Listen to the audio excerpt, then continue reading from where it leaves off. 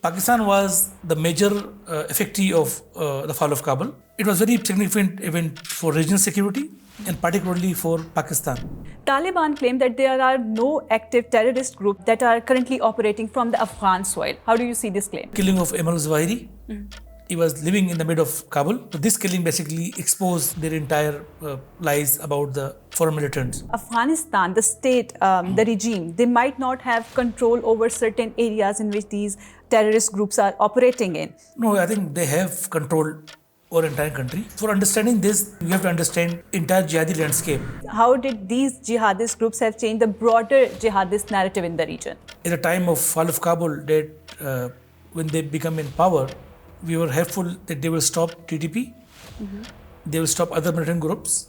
Do you see any presence of Afghanistan in backing Baloch insurgent groups? So in any insurgency, without having sanctuary in the neighbor country, it couldn't run.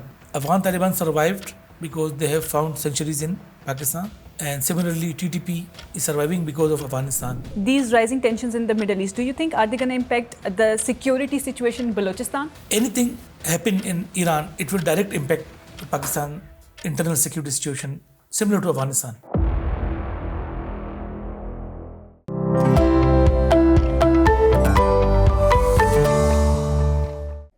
Hello everyone, my name is Areesha Khattak and welcome to Khancast. From renewed border tensions between Afghanistan and Pakistan to the changing relationship of Iran with its neighboring countries, especially after the 2025 war with Israel. To unpack all these developments, we have with us today Rehman Sahab, who is currently working as a reporter for the New York Times, and he has done an extensive research on policy and security in the region. Thank you so much, sir, for being with us and welcome to the show. Thank you. So, sir, we will start from the very basics. Let's dive into the impact of the return of Taliban in the region. I think this was August 2021, and when Taliban came back and they captured Afghanistan, Kabul, it was a very significant event for regional security and particularly for Pakistan. Pakistan has been suffering from the terrorism for past several decades, but since 9/11, Pakistan has faced a surge of local Taliban violence, and it ended in 2014 in a military operation called Zarb-e-Asad, which to great extent weakened all militant groups, including TTP and Hafiz group, other group. And until 2018, 2019, there was we can say like a reduction of the terrorism, like a reduction of the suicide attacks, reduction of deaths due to terrorism. But with fall of Kabul in the hand of Taliban, we have seen resurgence of terrorism in Pakistan. We have seen the emboldenment of TTP, Tehrik-e-Taliban Pakistan. We have seen all local groups, including Hafiz group, other group, and we also see the resurgence of Al-Qaeda, local affiliate of Islamic State, and also Al-Qaeda. So Pakistan was the major effectee of the fall of Kabul. If you see other neighboring countries like Iran, Uzbekistan, other Central Asian countries, they didn't affect so much like the Pakistan did. So, sir, you talked about the different terrorist outskirts that are active in Afghanistan. Taliban claim that there are no active terrorist groups that are currently operating from the Afghan soil. How do you see this claim? So, actually, it was a Doha agreement which bound the Taliban administration not to allow any foreign militant on their soil, Afghan soil. But we have seen the killing of Emil Zawahiri. He was living in the middle of Kabul. And so this killing basically exposed their entire lies about the foreign militants. So there are many reports, including the UN Security Council report, which says that at least all militant groups of the region, whether it is TTP, whether it is ETIM, the Uyghurs militants, whether it is IMU, the Uzbek militants, everyone is operating in Afghanistan. And for TTP, they estimated there will be at least 6,000 Pakistani Taliban militants operating in Afghanistan. So we cannot ignore that the relationship between all militant groups under the umbrella of Al-Qaeda. They work together, Afghan Taliban, TTP, IMU, ETIM. And it was basically TTP also played a key role in capturing Afghanistan, particularly northern Afghanistan. So I think now it is a big challenge for everyone. Pakistan need Taliban to stop TTP from attacking, and Taliban have another problem because they cannot stop them, because if they try to stop them forcibly, number one, there will be split within the Taliban ranks, and second, if you force the TTP, they might join ISKP. So it is also bigger challenge for Afghan Taliban. So it is basically the problem is in a like a limbo. So both sides accusing each other, and also with the fall of Kabul, we have seen these American left weapons at the hands of TTP. So there was yesterday a documentary by the CNN which shows hundreds of American-made weapons in the possession of Pakistani security forces in Waziristan area. Yeah. So basically, it not only emboldened the TTP and other Pakistani militant, but also provided safe havens and also armed them with the modern weaponry, including night googles and these snipers and these things. So, sir, when it comes down to these jihadist groups, these terrorist outfits in Afghanistan, and the narrative that is being promoted in the market that the Afghanistan, the state, the regime, they might not have control over certain areas in which these terrorist groups are operating in. So, how do you see this? No, I think they have control over entire country. It is for understanding this, you have to understand, I'm repeating, you have to understand entire jihadi landscape. So in this landscape, you cannot go against TTP, because it was TTP which supported them for 2 decades in Pakistan. So their relationship is jihadi, Islamic, and also cultural. So and it is the reason that many Afghans are joining TTP in attacks within Pakistan. So, sir, when we talk about certain jihadist groups, for example, we talk about ISKP in Afghanistan, we talk about Al Qaeda, we are also talking about East Turkestan Islamic movement in Afghanistan now. So, how did these jihadist groups have changed the broader jihadist narrative in the region? So, with the fall of Kabul, it gave them some encouragement that you can also do same things in your countries. But for other countries, they have controlled it in a way, China has increased their relationship with the Taliban administration. Despite it, they have targeting Chinese in ISKP is targeting Chinese in Afghanistan and then the neighboring things. Bigger problem is for us, for Pakistan, and we have many reasons, because we have one poorest border. And because of our past ties with the Taliban, because we also consider at the time of fall of Kabul that when they become in power, we were hopeful that they will stop TTP, they will stop other militant groups, but it didn't work. Instead, they basically starting supporting them. So I think our entire estimates, calculations were wrong.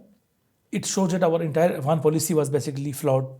So we didn't realize that what could be the worst scenario, and it's happening now.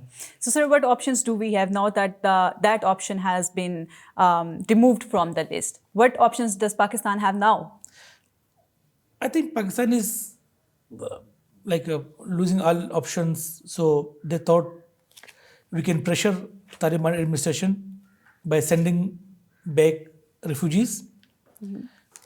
Until now, we have sent millions of refugees back. We have also conducted airstrikes. We have tightened the trade with Afghanistan. So we thought that it might pressure Afghan Taliban to put some pressure on TTP, but it didn't work. Pakistan is also working on the diplomatic front. They are with like-minded countries. They are putting pressure, like Saudi Arabia, Qatar, and Turkey. So yeah, things are going on, but we didn't see any solution so far. So what you want to actually say is there is no other sustainable option for Pakistan and Afghanistan relations to get better, except that Afghanistan stop backing Taliban Pakistan? Yeah, I think the TTP issue is the major problem between the ties of two countries. Without resolving this issue, the ties between the two countries will not be, we cannot see they will be better. Okay, so how do you see sustainable is the ceasefire pattern between Afghanistan and Pakistan? Because we have seen it recently, there's a ceasefire and then the attack is being initiated from their side and then the ceasefire is again, it is vanished and then we again move on to end the ceasefire. How do you see this pattern? So if you see the history of talks and ceasefire, Yeah. we have seen in the past that despite announcement of ceasefire, they conduct attacks without claiming the responsibility. So a few years back, when there was a talks going on between the TTP and Pakistan through Afghan Taliban, at that time we see the emergence of a new group which is claiming the attacks. So it is basically TTP which don't want to claim with their name because of it, their host Afghan Taliban will come under pressure. I'm giving another example. For example, when there is any attack on Chinese in Pakistan by TTP, Yes. the TTP don't claim it. It is basically Chinese and Pakistani authorities who blame TTP. So because they just want to save Afghan Taliban from any big, like a backlash from these countries. Okay, so do you see any presence of Afghanistan in backing Baloch insurgent groups? So if you see the history of Baloch insurgency, Baloch insurgents groups always found sanctuaries in Afghanistan. If you see the previous commander of the BLA, Aslam Achu, he was also killed in a suicide bombing in Kandahar. So until the fall of Kabul, the BLA and the BLF, the two major separatist groups, they were using Iran as a hideouts.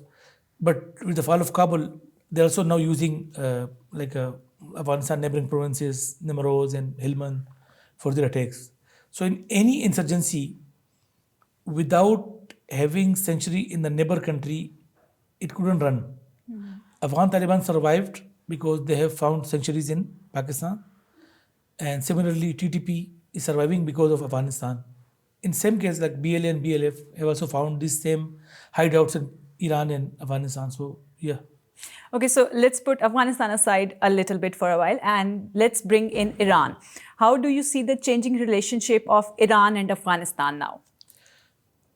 So one thing in current ongoing tension between the Iran and the US administration, anything happen in Iran, it will direct impact Pakistan internal security situation similar to Afghanistan. We have this 600-mile border. We have huge Baloch community on the both sides of border. We have seen past links of Iranian government in sectarianism in Pakistan with a sizable Shia population in Pakistan.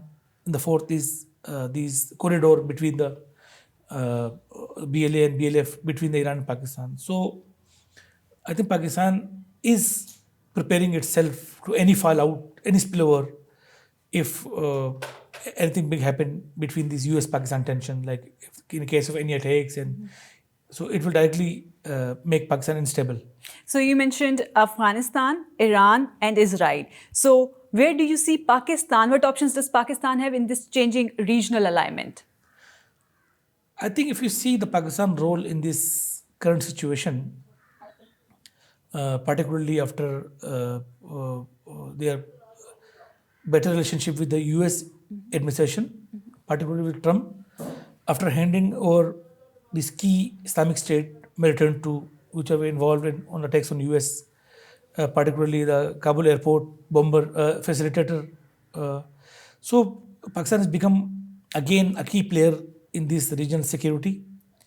Like we have seen these proposal of selling of these JF-17 to various countries, including Saudi Arabia, Libya, and Sudan. So I think Pakistan also understand the impact of any rise in tension between the US and Iran, and it's a reason that everyone is basically preparing itself. Like if you see the Saudi Arabia, it's also making a new alliance with Turkey and Pakistan because they're also not happy with the Trump when these Houthis militants attack their oil installations, Yes. and after the Israel attack on the Qatar. So I think the entire regional balance has been changing, and Pakistan is also saying that what's going on in the region, and they're also acting accordingly. Okay, so these rising tensions in the Middle East, do you think are they going to impact the security situation in Balochistan? Yeah, they will obviously because we share. Again, I'm saying that we have shared 600 miles border with the Iran. So if anything happening in your neighbor, you will be directly impacted. So if you see uh, arrival of Soviet Unions in 1979, departure in Afghanistan, departure of Soviet Union, then arrival of US in Afghanistan, then uh, like a departure of the US, and then even in 1979 Iranian Revolution. Every change happening in neighboring country is impacting Pakistan very much. So we cannot, because we live in the neighborhoods, we cannot be isolated with any impact. So how do you see, sir, this changing scenarios, all these changing scenarios? How does this all impact the regional stability? What are the challenges for regional stability? Yeah, I think it will directly impact the regional stability. It will, at this stage, it is very premature to say, but it could form some. We don't know what will happen in Iran, but if there is a civil war situation, it will basically lead to emergence of new groups. Yes. It could be sectarian, it could be ethnic. So it will not only impact us like Pakistan, but also like other countries like Afghanistan and Central Asian countries and Middle Eastern countries. Okay, so lastly, I would like you to ask what options or what strategies or what we can say, how can Pakistan strategize its own interest in all these situations? I think Pakistan has been strategizing itself. And they're very carefully watching the changes in this region. They've not become part of any big plan, particularly with Iran, change in Iran. So yeah, they are. I think they are looking things very carefully. So I know I said lastly, but there is one other question that I want to ask. You mentioned jirgas. So you also mentioned that there are no options for Pakistan and Afghanistan relations to get better until and unless Afghanistan decides to actually stop the terrorist groups that are operating from Afghan soil. So do you think in all these situations, jirgas should be continued as a pathway for both countries to come forward and talk to each other? I think not only jirga, is also one way. I think Pakistan should use all options. They can use all neighboring countries and other countries like Middle Eastern countries, China, number one.